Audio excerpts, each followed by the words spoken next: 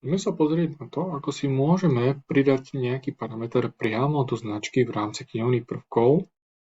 Spustíme knihovnu prvkov, nájdeme si značku, ktorú budeme pridávať. Ja na ukážku to budem dávať napríklad do tejto značky zásuvka. Pravým tlačítkom si spustíme knihovnu prvkov, čiže dáme, že správce knihovny prvku. Potvrdíme a teraz si vyberieme ten prvok, ktorý budeme. V našom prípade tu bude táto zásuvka, takže znova dáme pravé tlačítko, vyberieme si možnosť definície makra, zobrazí sa nám okno, kde máme priamo definície makra a dolu máme parametry.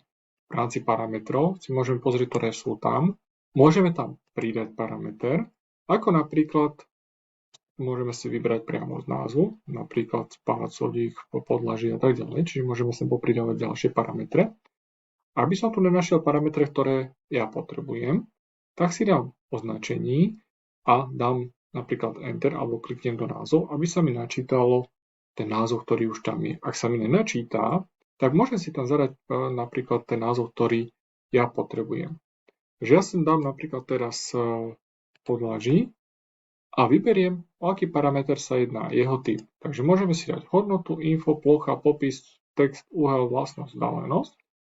Väčšinou sa používa vlastnosť, aby nemal ďalšie nejaké možnosti v rámci ďalších nastavení, v rámci výkazov a tak ďalej. Takže s tými vlastnosťami vieme lepšie pracovať.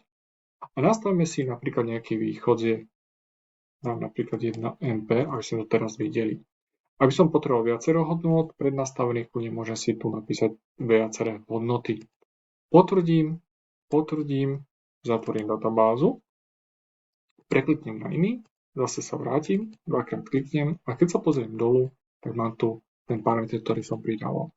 Aby som ten parameter nechcel mať dolu, tak v rámci tej definície makra, tak ho iba chytím a cez drag and drop ho potiahnem na miesto, kam potrebujem.